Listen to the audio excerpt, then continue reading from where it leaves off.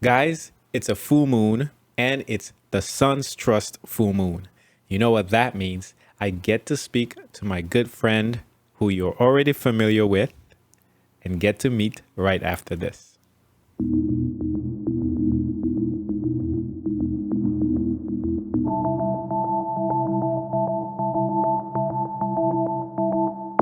Welcome to Conversations with Roland, where the goal of this show is to learn life secrets through diverse experiences. I am your host, Roland Achenjang.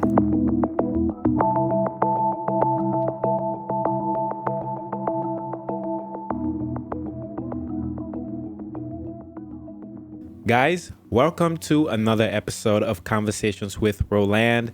As always, I am super excited to record these conversations, and today's no different. Today with me is an amazing guest that you are already familiar with, here to talk to us about the sun's trust full moon. Sorry there. And I'm talking about none other than my very good friend, Wendy Reitz. Wendy, welcome. How are you? I'm doing great. Hello, Roland. What an amazing moon cycle we're having. Thank you for having me today. We're gonna go through some fun stuff, I think. Sounds like it.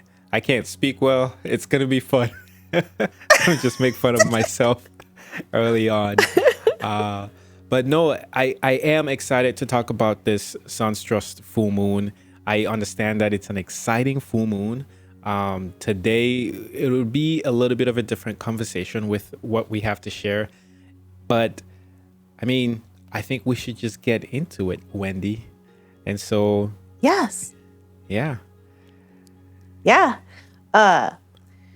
So where should we start? Okay, let's kind of go back and talk about what the initial dynamics are for this moon cycle. And it really has to do with your solar plex chakra, and and that's your personal power. And that is really about how you show up in the world. And when you talk about how you show up in the world, that really has a lot to do with your truth. And, when you're showing up in the world, are you in alignment with your truth? Or do you show up in the world and some aspects of your reality, your life, you kind of compromise yourself. And so this moon cycle is very much, and especially the last 2 weeks, the first 2 weeks of the moon cycle, they have been bringing forward the aspects of our reality or ourself, which has to do with events and relationships, kind of situation relationships, where we don't fully show up in those events or relationships. And we tend to kind of compromise ourselves to fit in or conform. And we might not speak our truth. And so that's really how that's all interconnected, where and a lot of that has to do when we're compromising ourselves, we don't fully stand in our beliefs. And we kind of tweak our beliefs a little bit so that they work with whatever's happening or work with whatever's going on. And this moon cycle is very much about bringing all those forward for us to see, for us to say, it kind of nudges us in a way where we can't look away. Like, oh man, okay, I'm seeing this as it really is. And there's not the alignment that I really would like there. And it gives us the learning potential for addressing those particular situations or relationships at this time. Yeah, I totally understand and appreciate exactly what you just shared there, Wendy. It's entirely true that we show up in the world as less than who we truly fully are, and many times it's because of our conditioning, because we have been taught to believe that being super loving means being in a harmonious place, but externally harmonious, but internally at war many times, where many people would make the decision to go with the flow so that they don't feel like they are the one bucking the system. But the last 2 weeks have given me myriad opportunities to show and express my true self. And what I have learned from it is that it has validated what I remembered with the awakening. But if I can share this as eloquently as I hope to, one of the biggest lessons for me over the last 2 weeks has been the importance of vulnerability and how that ties into authenticity and unconditional love. And it sounds like a bunch of words, but it's so true to me. It's something that I believe today. A very good example about how unconditional love is tied to vulnerability is the sun. And I think it's really interesting that we are in this moon cycle being influenced by the sun, and it has to do with trust. And trust fits in with unconditional love and being vulnerable as well. And the sun is entirely vulnerable. It shows up every day at the same time without question. It allows every human being to use the energy that it provides, the light that it shares, to do whatever it is they wish would benefit them. It doesn't question and it doesn't judge. Whether you're using the sun to power, batteries that eventually power your house, or you're using it for solar roof, or to dry clothes that you just laundried, or maybe to provide energy for your greenhouse gases or greenhouse plants, whatever the case may be. The sun is super vulnerable in that sense because it does not dictate how you use what it provides or shares to you. It shows up without fail every day. It allows us to study it. We can predict when it's going to be in a particular place, when it's going to cause a lunar eclipse, when we're going to have a solar. I mean, there's just so much we know about the sun because it's open, it's vulnerable. And so that truth comes through. Now, we as humans, I believe, to get to that kind of level of unconditional love, we also have to be vulnerable.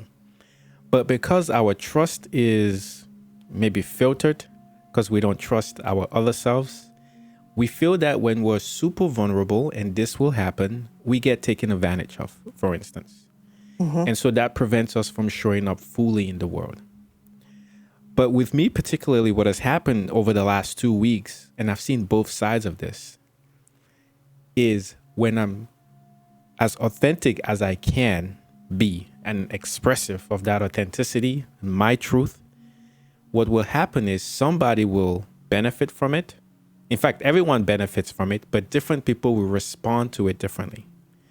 And so you might end up limiting yourself or not fully expressing yourself because you're afraid to be looked at as the bad guy or the evil person. I don't know if that makes sense. Or you're going to annoy somebody, especially in spousal relationships, where you tell your authentic truth and then it causes a rift, and you may avoid the rift.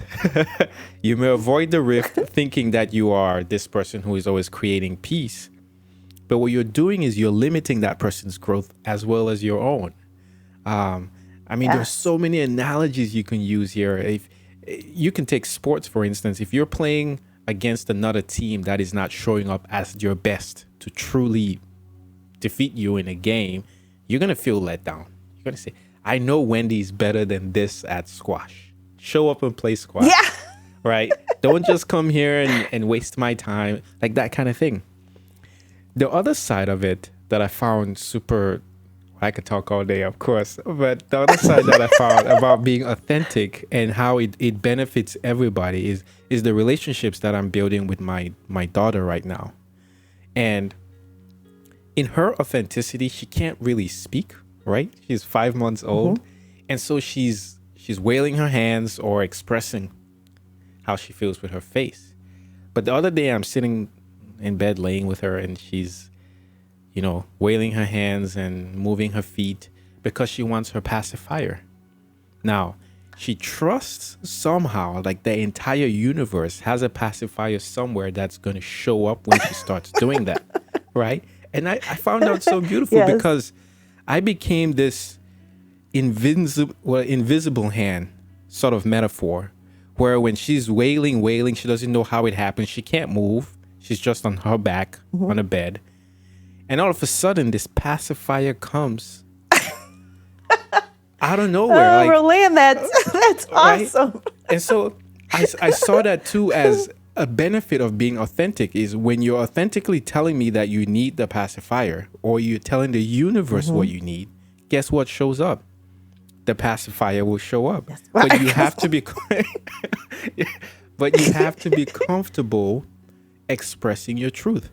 And those were two sides over the last 2 weeks. I mean, there've been many more, but those two I thought were very prominent. And with the Sun's Trust, I saw that where many times, honestly, I think, oh, I'm maintaining the peace by just going with the flow. And then I'm like tying my own energy in a knot internally when it's so much better to express it. You go through a little bit of a jagged, like an imbalance maybe, but eventually it calms down. And part of the imbalance is just the universe saying, oh, this is what you really want? Okay, well, let's readjust your energy so you get it.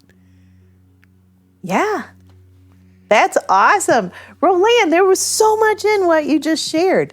Like so many points, we could go off on. But I think the really key thing what you shared was the authenticity and the vulnerability.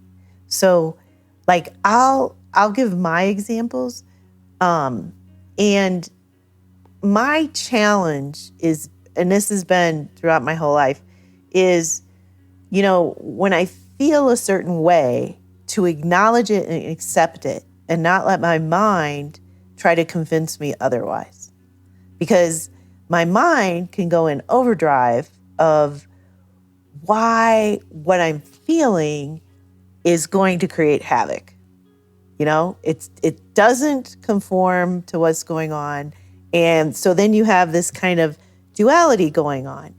And for, years and years and years and through my healing process, that's what I learned was that no matter how hard my mind tries to dispel or deny what I'm feeling, it's always the truth. And if I go with what I'm feeling, and I'm able to express it in a loving and gentle way, then it all works out fine. But if I just keep trying to conform, I see or I experience how it all gets even more complex and distorted. And the situation or the relationship, and then it's like, it becomes more and more layers of that. Whereas if I would have in the first place just said, that doesn't feel right, or I'm confused about this, and it takes skills to get to the point where I acknowledge, okay, there's something doesn't feel right with this. And then I have to sit with that for a while. And then I say, okay, how do I best share those feelings, that vulnerability in a way that's neutral so that I'm just putting it out in the world, not expecting a certain outcome. It does take skill, Wendy. It's a work in progress. It does. Yeah. And to add to that whole desire to express how you truly feel in a neutral manner, that is so formidable. And what I've found is because we are these limitless beings experiencing life in a limited environment, like our ability to be entirely neutral is also limited. But as much as we want to be neutral, what I have seen is it's always going to elicit a response of something that is not neutral. So it's either going to be an acceptance and a positive feedback or a rejection and a negative feedback.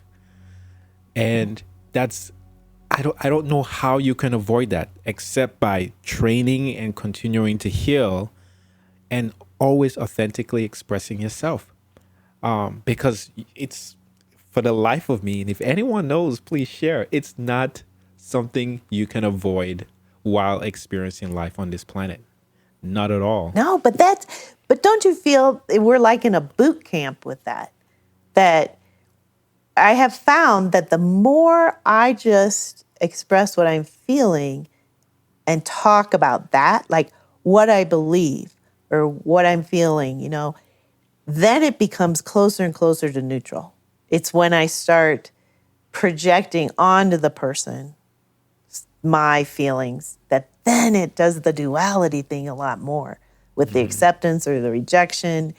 But it takes practice, and it takes repeated, and also I have found that the more accurate I am with how I'm feeling, the better it ends up when I express it. Because we can be like, you can step back and say, wow, how does that make me feel? And it might be a little elusive.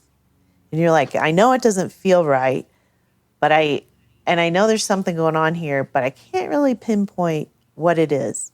Am I frustrated? Am I angry? Am I,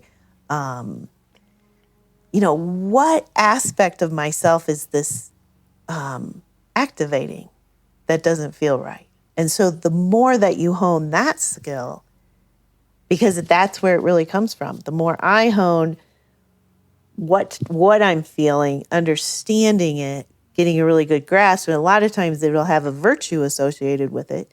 Is this strength or courage, or what is this person bringing up in me? Compassion, or then when I do express it, it's like it's become aligned in some way, and then it works out so much better.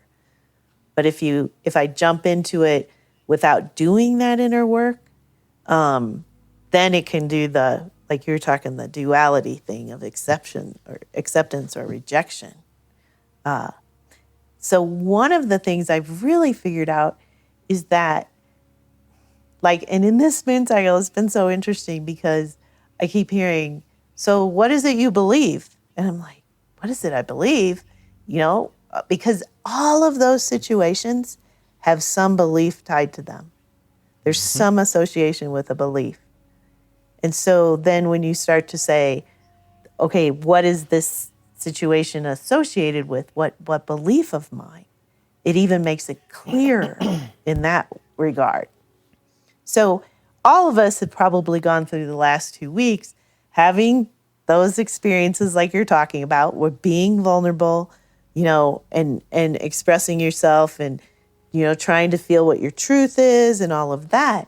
And it's just opening ourselves up to being so much more skillful in that way, and using it in that is your own power, personal power in alignment, because it's your personal power in alignment with your beliefs then. Yeah. We really have, Wendy. It's the sun's trust. it's Yes, that's your, what it is. It's your solar plexus is how you show up in the world. And what also happened to me over these last 2 weeks was a ton of physical healing through meditation. Oh. Yeah. And it was interesting. One of the more prominent chakras that I healed was my root chakra, actually. And I know this one's all about the solar, but my root chakra was opened a little bit more. And I can tell because of my physical body posture actually changed. So did my neck. It's insane how your body is all aligned, and with one part not being in alignment, how everything else kind of cascades that way. But Wendy, I want to ask you this. With all this last 2 weeks that we've had since the new moon, and during the new moon, you shared a fascinating story about the work the relationship with your neighbor and the path that you usually take to walk. Is this something you might find necessary to share again to see how that has transpired over the last 2 weeks? Yeah, definitely. So I have to, I'm not sure where I really left off with it, but what happened was my truth with the situation was just getting information. it wasn't like I was invested in a certain outcome. It was like I wanted to know if the modifications to the road were true, were in alignment, because all kinds of new dirt had been spread on, and this wasn't the county that was doing it. It was our neighbor. And so when I approached him, I just want some information, and that elicited he was very defensive. And so when I went to the county, that's what I told them, I just want to know what the integrity of the road is. It's not, I don't want anything to change. I just want an assessment of, So I realized that intention was very neutral. It wasn't, it didn't have an emotional base to it. It was and so as everything progressed, that realization finally came to my neighbor that he didn't have anything to be defensive about. And I actually got a voicemail of him explaining everything that he resisted doing in the first place on a voicemail.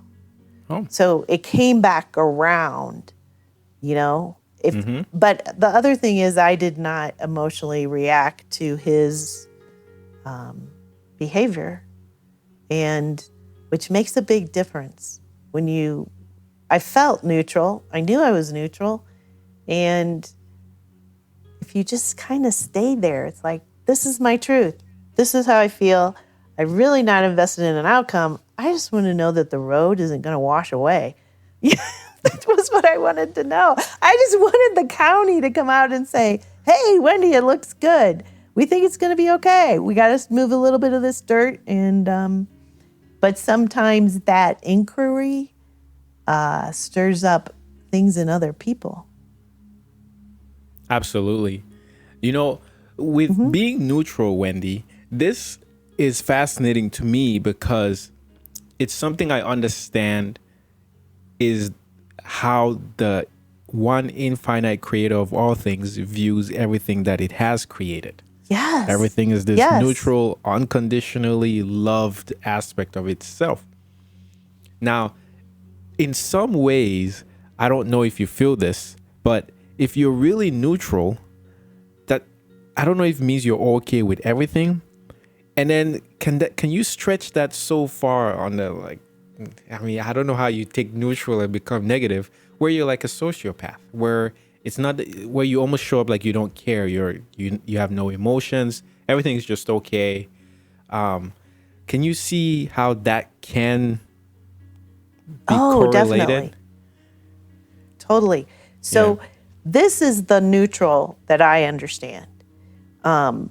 When you hold in your mind 2 + 2 = 4, there's really no emotional connotations or associations to that. Unless your favorite number is like 4. Then you're okay. Okay. Well, let's say 4 + 3 = 7, because I truly do like the number 7. But when I hold something like that in my mind, and you can feel the vibration of how that's neutral. Okay? With what you're describing, there's still some emotional association connotation to that where you're withdrawing from the world and you don't care. Okay. Does that make sense? It does. Because it's still but so that has a different vibration to it than if you really hold in your mind 4 + 3 = 7. It has that tone to it that's just of a neutral vibration to it. So if I'm in a situation and I'm trying to figure out, am I really being neutral with this? I feel what I'm feeling, and then I hold 4 + 3 = 7, and I compare those vibrations. That's a nice tip.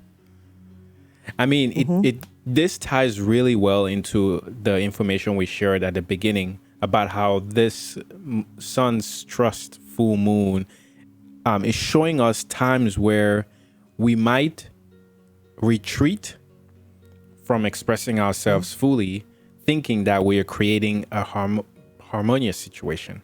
It may not necessarily be neutral. It could be harmony, happy, right? Everybody's okay. Externally, yes. Internally and within our energetic imprint, not necessarily. And many times it might show up again, and then you kind of, then one day you blow up because you have all this pent up, right? But that's anger. what when you were saying that, Roland, I was like, that's what happens. If you don't do it initially, it just, and you're suppressing it in a certain way, and it just builds up a little more and a little more. So what you're considering as harmony is how you so perfectly described. You're thinking you're creating external harmony, but it's actually building up internally as, it's just suppressed energy or suppressed, your true alignment. And then, yes, I think everyone experiences the explosion at some time. I think we signed up to come to Earth for the opportunity to do that. And some of us are like, yeah, we'll do this. And it happens with different people and in different relationships, whether professional or, personal. But, Wendy, this next 2 weeks after the full moon, I think we should discuss it. So we've had all these impressions and new opportunities to kind of express or get to know this new way that we can express ourselves, this new self-expression. And it's coming to its full height of expression here. I've used the word expression a lot. We could make a drinking game out of it. But on August 22nd. And so that's Sunday. Now, over the next week, the full moon week and then the third quarter moon week, I mean, what can we expect? Okay, well, what I'd like to do is start with the full moon, and what would be really instrumental for everyone to do, like a little situational exercise for yourself.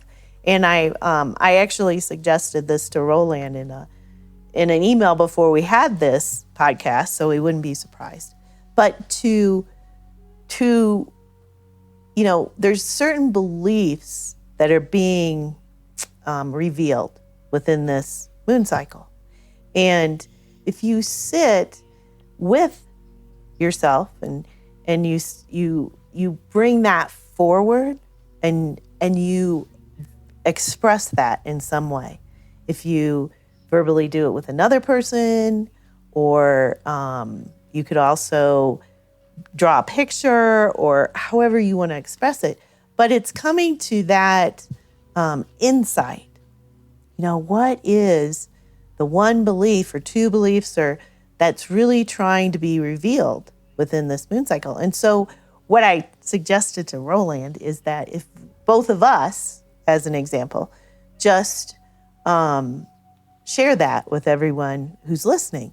And so the belief that has really been brought forward for me is this inherent intelligence within everyone, and how that inherent intelligence is our truth. And it's using that in an everyday manner for your decision making and guidance and direction.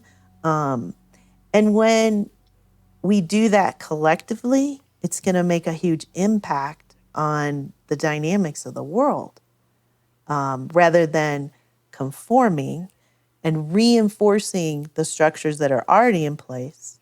If we start to move everything towards this inherent intelligence that's always present within everyone. That's beautiful. I mean, you're asking people who have always, let me not say always, and when I say people, I'm not trying to generalize as well, but always used, deductive reasoning to make decisions. And you want them to now kind of use your intuitive inner guru that's readily available always to make decisions. That's beautiful. I love it. I'm all for it. So Roland, what's your belief? What would you like to share? What do you believe? Well, my belief, I shared a little bit of that with the story that I shared at the beginning of this conversation, but it ties back to unconditional love and how much you need to be vulnerable and trusting of yourself, your higher self, and your other self to reveal to you many ways in which the unconditional love is expressed. And you can't be wishy-washy about it. You have to be authentically vulnerable, as in you really have to let people know all aspects. Let me not say know all aspects of yourself, but to express your truth, you have to be willing to be ready to, I hate to use the word taken advantage of, or somebody's going to see and say, oh, this is who Wendy is. This is who Roland is. How can I, use what I know about Roland to get him to do what I need him to do, or to get my way. And you are going to open yourself up to that. But I don't know anybody who is an ascended master that you may look up to, or who is a Buddha or a Christ that you look up to, that did not display this kind of expansive vulnerability. Now, baby steps. I'm not there yet. I got a huge disclaimer. I'm not there yet. But it's something that was made very aware to me during this, last 2 weeks, about the necessity of, being open. And it ties very beautifully for me to unconditional love. The Creator said, I am everything. Now, this is me. What do you want to know? Look around. I am the light. I am the darkness. I am the computer. I am you. I am me. This is me you want to know. What else do you want to know? I'm not hiding any aspect of myself. But the beautiful aspect of that is, at the same time, right, you have this dichotomy of living on planet Earth where you limit yourself in order to define yourself. But as you limit yourself and you define yourself, be authentic about how you limit yourself, right? And one of my limitations today is the idea or the belief that, everybody and everything is okay. We're all supporting ourselves and we're all going on a path, and to the degree that I can help it, don't be too concerned about something, right? If we're all eternal, what's 2 years? What's 10 years? What's 100 billion years? Right? And yeah, well, yeah. And that's the investment. Being more concerned about the investment and the outcome than it is in the present process where we are. And what you just said about the Creator was so beautiful. That's so perfect. Yeah. Bringing that perspective, like, here I am, I'm everything, I'm completely vulnerable. Yeah. And when I hold that in mind, it has such a huge vibration it has such a vast, expansive vibration to it. It's so beautiful. It does. I mean, yeah. Well, it's really, okay, this has come back full circle for me in a way that I really do appreciate. Because I don't know if I told you this, but I did in the last conversation. Last year at this time, I was just relocating to Louisville. My wife was in school and I was, kind of gearing things up. And then this year at this time, we relocated within Louisville. My wife started school and I was gearing things up. But it was during this time last year that I just kept harping on unconditional love. And I go back and I look at a lot of my Facebook posts and messages I put within groups that I was joining. That all spoke about the same thing. And I said, my goodness, there's nothing else. It's just unconditional love. You have to find a way to love what is with no willingness to change it, including, and you start with yourself. Like, if you can look at all aspects of yourself and love it, then it makes it easier to extend that outside of you. But then the big irony is there is no other. So you can't really isolate the love to just yourself. I know. Anyway, so that's what was super but I revealed think, to me I and think reminded for me. I think it's awesome that you look back at the same time last year, because and you have those references to look at, that we're repeating the same cycle every year. So at this particular moon cycle, for you, that's unconditional love. Like, that's where you're exploring that. That's the expression that it takes. And that's what I really promote, is like with the workbooks and the planner and everything, that it gives us a reference, like to understand how this is a repeating cycle and that we're constantly expanding our consciousness and everything like that. So what's going to happen after the full moon? Let's talk about that.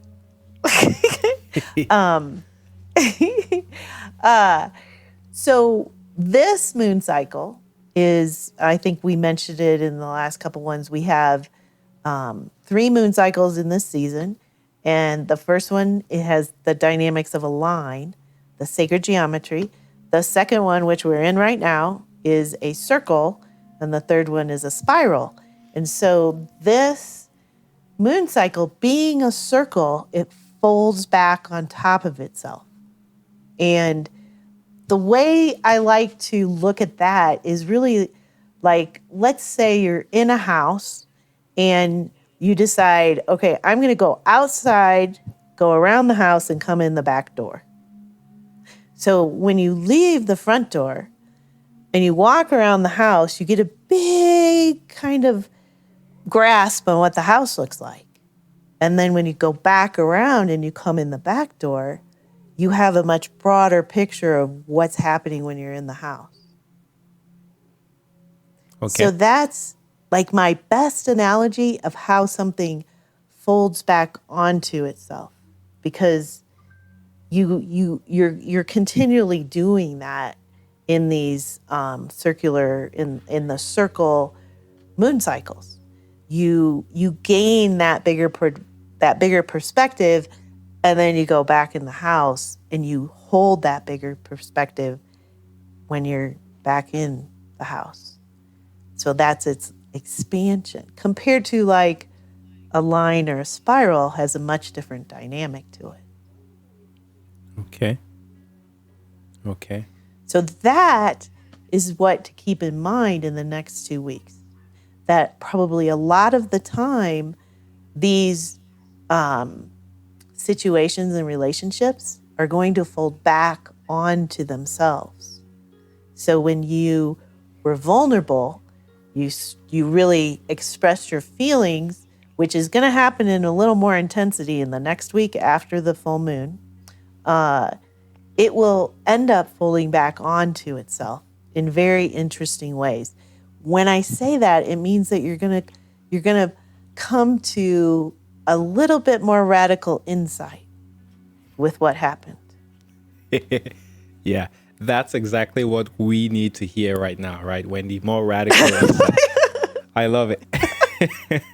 But, looking at the next 2 weeks, and I'm using your Moon Vibes planner here, that's why I'm kind of looking off screen. Mm-hmm. It does look that way, that this next week, beginning August 22nd, we have like Monday, Tuesday, Wednesday, Thursday, Friday. Yeah.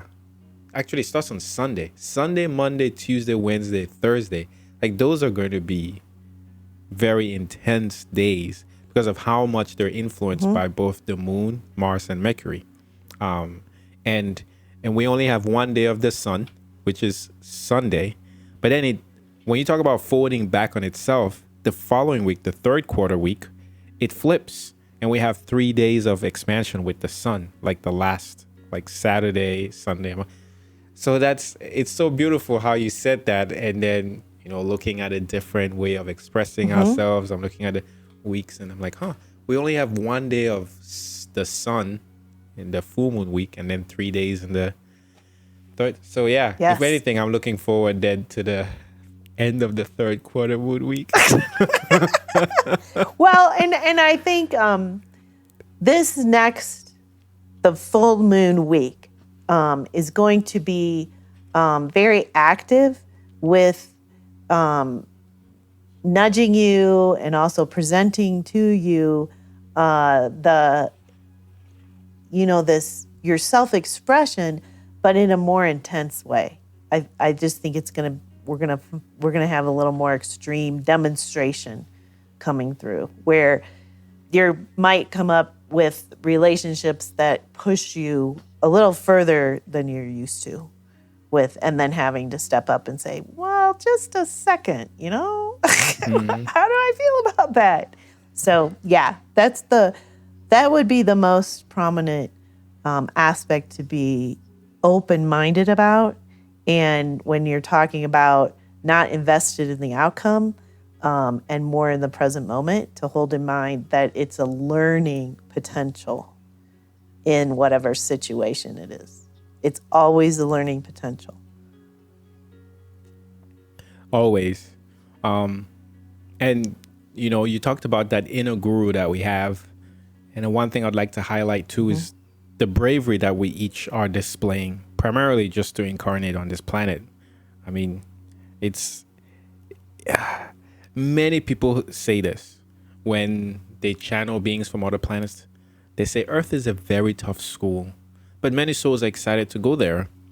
And with what I remembered, the two things came up was given how Earth is designed, you either have to be very stupid to agree to partake in it, or really brave to agree to partake in it, right? And I fall on the latter. I'm talking about you, Wendy, me, just every single soul that is here right now experiencing life as a human. The bravery it takes, okay? And so for a week like this that's coming, just lean back into that and remember, I went through similar week last year, and I'm here now. So I'm going to learn something this week, and I'm looking forward to it. I like how you put that, Roland, where you just said, just lean back into it. That really resonated with me. Yeah, relax into it, and just hold in mind it's all learning potential. Yeah, awesome. Always. Yeah. Well, I think we're over 30 minutes, but this was another fascinating conversation. And for anyone who's watching this or listening to this, if this came out after August 22nd, I apologize. We recorded this on August 20th. I'll do my best to get it out on August 22nd, but it may be a little later. Just apologies there. Still, it's valuable information, and you have like 14 days of worth of info that you can take out of here and use before Roland, the start of the next moon cycle. Roland, I don't think you have to make any apologies. What you do is amazing, and that we're getting these podcasts out and the way you edit them, and oh my gosh, thank you so much. And I'm sure all the listeners are have the same gratitude that you put all this work into it. It's awesome. Yeah. Okay. No, I appreciate. Well, guys, you heard it here first. It's gonna be a fun full moon with the sun's trust and the sun's influence. And as always, thank you so much, Wendy, and for everyone who's listening, I invite you to create an amazing day. Thank you, Roland. Ooh. Thank you, Wendy. All right. Cool beans.